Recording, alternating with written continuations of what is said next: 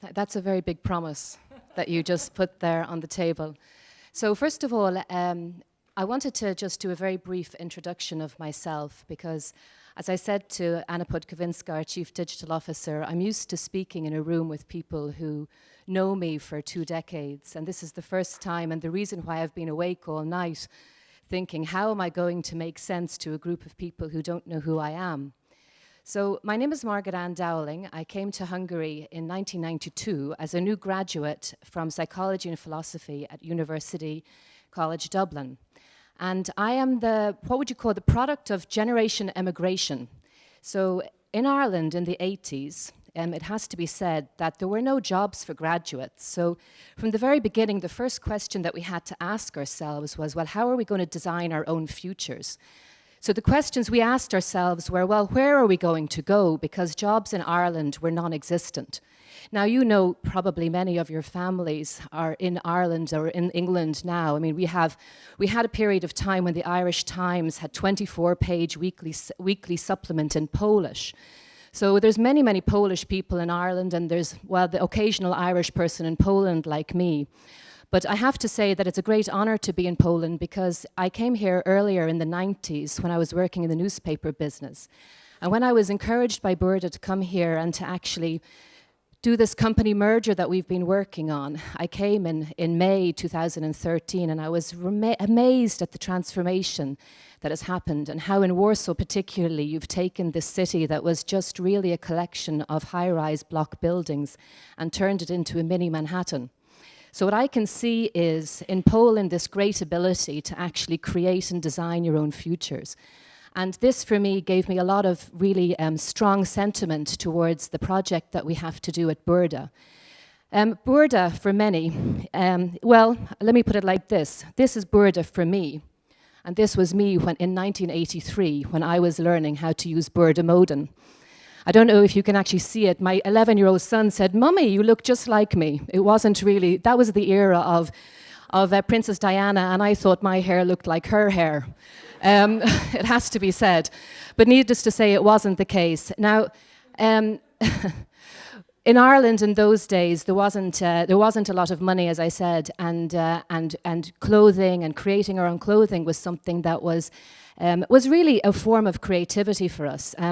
As I mentioned to somebody recently, I mean, I remember when I was 14 or 15, having a Spanish boyfriend who said to me, "Have you only got one pair of shoes, Margaret Ann?" And I looked at my feet and I said, "But I only have one pair of feet." Now, this was Ireland in those days, and obviously things have actually moved on since then. But it was a great honor to me to actually come to work for Burda to help in this merger process, because I think the people who've actually been a big inspiration to us as women in business have normally been driven by the passion of one woman to create a solution for the problem of many women. And if I look at this person, who is actually the mother of the founder of well, the third generation, Hubert Burda is the third generation of Hubert Burda Media. This is his mom, Anna Burda, and her passion for women and bringing happiness to women's life is the driving force behind everything that we do. And it was this, and understanding this from a very personal point of view as a kid growing up, that was one of the main drivers as to why I decided to move here. Obviously, my husband, who's sitting in the audience, was also a big protagonist in this whole process as well. But it has to be said that it was her ambition to actually bring happiness to women that was a very big driving force behind me coming here with the same mission in mind. Now, Burda, you may know as a company that basically focuses on Burda modem. But what you don't know sitting in the room is that Burda employs, and actually what we call 10,300 entrepreneurs. I mean, Burda is a 2.5 billion euro business that has at any one moment in time, 40 million customers. We have, in 2005, 5% of the turnover of the business came from digital. 2015, it was over 60%. Many of the things that we do are actually in that content and tech space. And when we say tech, we're talking about the first type of tech. Like Bunta in Germany was printed on the first color printer. So technology in Burda and its ingrained nature in the organization goes back to that. And technology in terms of Anna Burda creating the first Burda modem and the printing press that went to make those patterns was the first move in technology. So everything that we do, however, I think has to be said, and this is, I think, the central tenet of the innovative nature of Burda itself and its drive for constantly moving forward. I mean, is represented in many of the other things that we do. I mean, we love fashion, we love women, we love the move to bringing self-actualization to our audiences. And this innovative nature, but focusing on the core of what we do, was actually one of the main, I think, highly insightful early investments into Etsy, the crafting site. I think sometime, maybe, Steffi, you can confirm that it was 99 or 2000 or something like this. At DLD, Steffi Cheney, by the way, who's the co-founder of DLD, founder of DLD, should be speaking after me. Somebody told me, actually, it was Jean-Paul Schmetz, the chief scientist of Burda. He said, watch who Steffi talks to, because she always knows, she has a sense for where the money is going to come from in the future. You'd love to talk, well, I love to talk to you, but so I'm so happy that you're here, because, I mean, for us, this is a big coup that Steffi's here, it has to be said. So.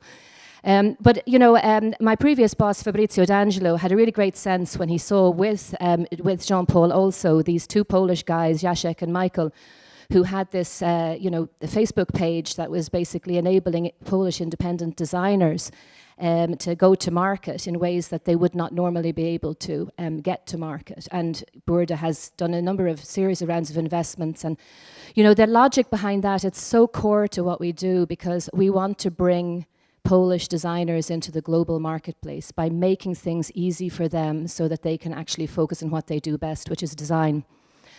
So moving a bit further on, I mean, we know we're in a changing world. It's obvious, I mean, that there are times in the past when there have been pivotal changes. Now, this gentleman, Jeremy Rifkin, he spoke at DLD actually in Munich, and I had the great privilege of having a few words with him. He's a really smart guy, needless to say, and he's written a hell of a lot about these pivotal moments that actually change fundamentally everything that we do. In this particular case, he was referring, needless to say, to the impact of the train on the total process of bringing the industrial economy into being. I mean, we've moved from the era of the raw materials into the era of the industrial age, and now I think we're moving very rapidly into the era of the thought economy. This guy, if you haven't read this book, you must read this book. He actually is a big inspirer of my thinking, because, I mean, Seth Godin, he says here in this book, we're all weird. I certainly feel weird most of the time because I'm definitely out of my normal environment. But he says a tribe is a group of people connected to one another, connected to a leader and connected to an idea. Now, the way I see what we do, having published maybe more than 80 magazines and having spent 24 years in Central Europe, arriving when there wasn't such a thing as media. So, you know, there were no billboards, there was no TV, there were a handful of magazines and a few daily newspapers. But, you know, I saw what media does to empower women in these countries. I remember, you know, the launch of Cosmo, the launch of Playboy. Needless to say, that wasn't necessarily for the female audience, but I did see a number of different things, and I would say that this tribe mentality is very, very important for us as publishers, because we bring people together in these collaborative groups. And at the end, we also have to say that when we pull all of these people together under one idea, it's a very powerful impact that we make. By the way, can I just ask you, am I speaking too fast? Are you sure? Because I'm Irish, I can do this 3 times faster. So if I am going too fast, somebody do a time out, please, okay? So, and once again, I mean, recently, as I said to you, I met this fantastic gentleman at Steffi's DLD in Munich, and he gave out this book, which I grabbed a copy of and I read. And it reminded me so fantastically of the fact that we are working to a new democracy now. This collaborative commons means that anybody and everybody can be a creator. And this totally changes the dynamics in the room. I mean, before the power was in the hands of few, now it's in the hands of many, but maybe it's also in the hands of few in terms of distribution, but we have to give a little think about what this means for our readers, and for our audiences. It's an interesting time. Moving on. So we can say, for sure, anybody who's ever been in the advertising business and sold advertising like I have knows that it's changing. But what I can say about our world as publishers is we lived and existed before advertising even was created. Advertising is an era from the 50s that drove consumption and consumer behavior. Publishers were around before it, publishers will be around after it. Slightly different dynamics, life is going to be more complicated, and we have to find new revenue streams like through marketplaces and transaction. But it's not the end of the world. At the end of the day, we have a feeling that we are obliged to feel comfortable in this status quo of non-moving, but right now, even though this room is not moving, it is moving at 30 kilometers per second. You just don't feel it. And this is an important, I think, cognitive process to go through, to realize that this need for things to be stable is a flaw. It's just the nature of the caveman brain. So, the unchanged, however, because with all this talk of change and everything's changing, there are some fundamental core attributes. All of you are in possession of something that's 100,000 years old.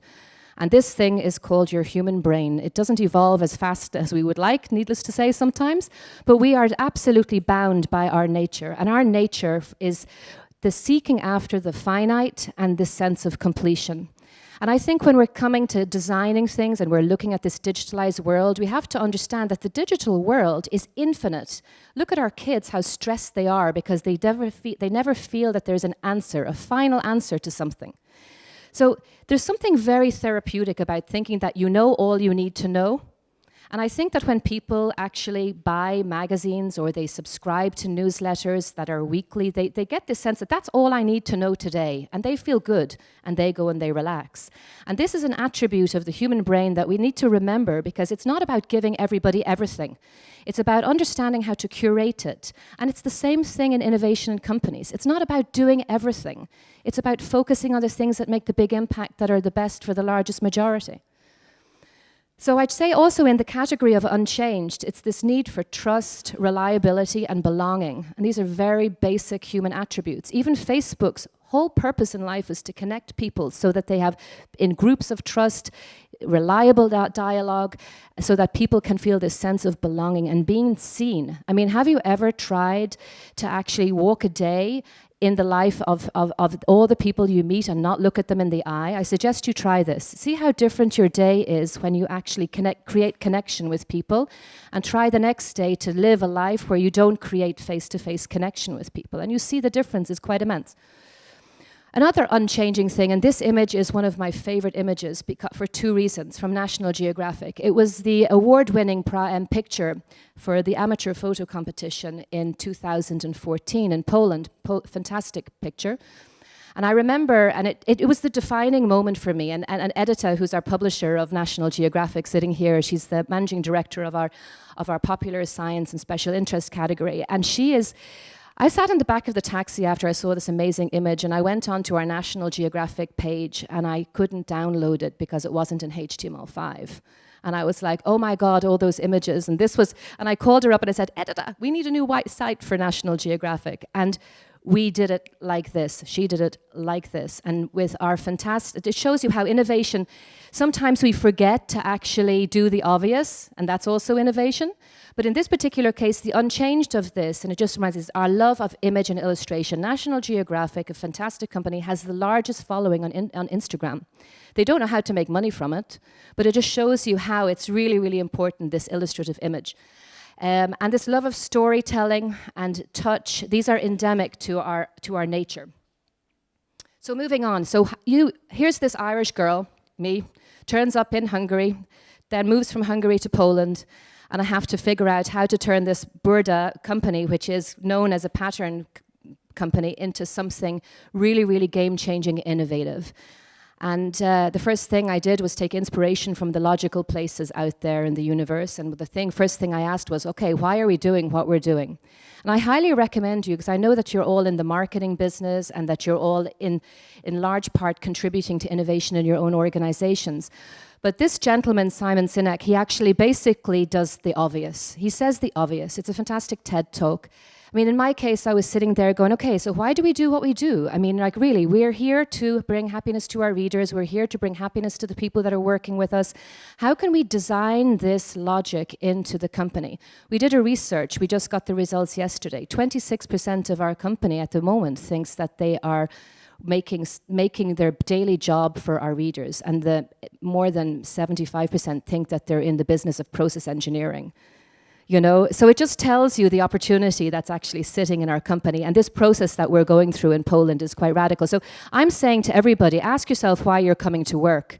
And are you coming to work to get paid so that you can go home, so that you can do something proper with your life? Or are you coming to work so that you can actually do something completely creative that inspires you, that connects what you're doing daily with the audience that you're creating your content for, wherever they are? Because when you release that power in the organization, everybody walks into work with a feeling that they have a purpose, and that purpose is to create engagement, and that purpose is to actually bring happiness to the audiences that we reach, wherever they are.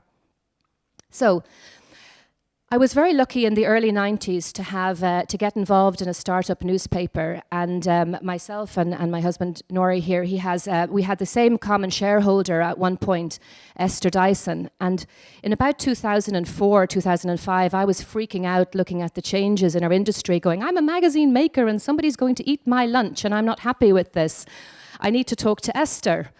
And Esther said, Margaret, Ann, there's always going to be a future for people like you. Read this book. And I was like, okay. I went off and I bought this book by Barry Schwartz. I've read it 3 times. It's called The Paradox of Choice. I highly recommend it. And it basically reminded me, and I've read it, as I said, 3 times. And it shows me this poor person here is going to walk out having bought this olive oil, and he will not feel that he made the right choice. And he will be thinking, I should have got the other one. There's a lot of security when somebody like, from Moje Gotowania, says, this is really the best olive oil. And then when you're sharing this with your friends over dinner, you know that it is really the best.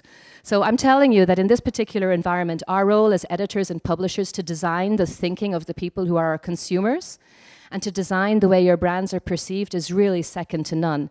And there is a big challenge directly created by this world of digitalized endlessness out there for people like us. Our editors, they design the way we think of life. They curate content and they design opinions, and we co-create those opinions. So when you think about us as publishers and as editors, I mean, we go to work with this idea that we're thinking about what things are going to happen in the future. I mean, future thinking is our daily job. Right now, many of our editors are actually in Christmas. You know, thinking about what are we going to do in Christmas. I mean, we're already way ahead. I mean, maybe not as far ahead as we need to be, but we certainly are thinking ahead. This is a very interesting table, and I would like to actually suggest to you that you have a really, you review this online if you can, and I'd like to, with a view to making sure that the credits are actually mentioned properly. This is called pace layer. Pace layer is basically connected very strongly to this idea of each part of society moving at different paces and how this is impacting daily life. This I have to credit to a gentleman called, it's his innovation, needless to say, from 1999 from Stuart Brand, and it's called The Clock of the Long Now. It's actually a foundation. And I was watching the video, and there was a video this morning, actually, the people from Evernote had him speak, and really it's very worthwhile having a look at. But the premise that I would like to share with you here today, and it's also connected to another speaker that I met at the Singularity University, Paul Sappho, who actually is a partner with Stuart Brand on this. It's that we are in the fashion business, the fastest moving pace layer. So it's moving constantly, moving, and that's what we're following on an ongoing basis as publishers, as design thinkers. Nature, needless to say, is the slowest, but the fashion ability to influence commerce, like mobile, marketplaces, or our ability to influence culture, and this interweaving between culture and fashion and editing and creating public opinion is designing. It's designing in its own right. And we as editors, I think, as well, have to realize that it's not just about making magazines. It's about designing thinking, designing new ways of making content, designing new marketing solutions for our partners. So we do a little bit of box filling. You know, we come to work and we fill in the text box. We come to work and we fill in the newsletter. I don't think we think about the broader implications of what we do, the mission that we have for society in the right way, and I think we really have to do that. And that's one of my personal ambitions with this company transformation that we're doing, is to enable that capability amongst our editors so that we can do a better job to service our readers, so that we can do a better job to bring better design into their lives and enhance their lives and make them happier. So editors' focus on happiness of the readers is measured by our engagement. And as you see in Burda, if you have a look at our statistics, I mean, our engagement levels in social media are like tripling. I mean, what we were selling in our e-commerce websites with L.pl on an annual basis, we're now selling on a monthly basis. So we are really, really escalating at a very fast pace, and we're nowhere near done. And in fact, the whole industry is nowhere near done, because at the end of the day, the digital universe is at 1% of capacity, and Google has only actually, tracked 35%, 30. So at the end of the day, it's still only at the start. I'd like to just discuss, and then I will really finish, because I want to actually make sure I leave time for the most important, I think, conversation of the day with Steffi, is why I believe that we actually have relevance both in the physical universe and actually in the digital universe. It's because of our high quality content and the fact that the real equity in the room is the brand and its authority. Publishers are the social glue in the process of community building. Our future business models in the publishing industry will most likely have to manage with a very reduced advertising revenue. I mean, this we know. Yeah, so we're not looking here thinking that this is something remarkable. We've even given up wanting it to come back. Last week I was at Berlin at the Digital Innovators Summit, and the lady from Razorfish, which is a marketing services company, she said that in the old world of $100, 9 went on buying media, and 90 went on buying media, and 10 went on creativity. She said now 80 goes on creativity and 20 goes on buying media. So which is why I believe that for us in this environment, this digitally enhanced environment, our capabilities to create and design and to think and to move public opinion is even more important than ever before. And it's not about being in the commodity space of selling ads. It's actually being in the very high value space of moving minds. So who best to do that other than editors and journalists that spend their whole life focusing on thinking in the future about what we need to do to make our readers and our audiences happy?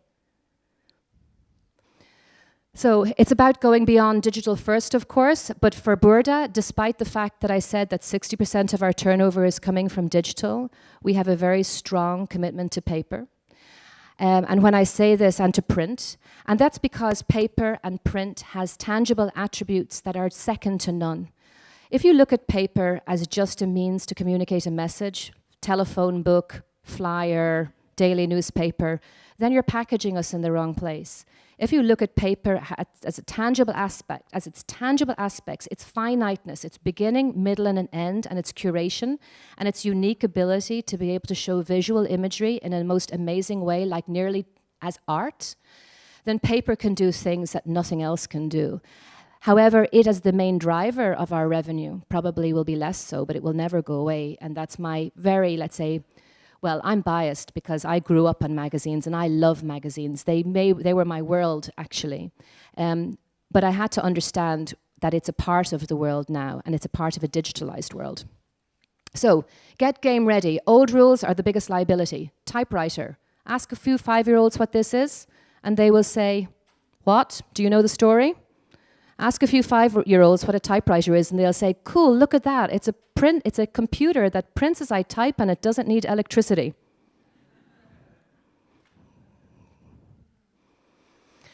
Creativity is transcribing the observation of what is, unleash the power within the organization, and this is my real passion. And I think I'm bloody lucky, actually, because I get paid to do something that I really love, which is make magazines and actually as a psychologist work with people and see them do really great things with their natural talent.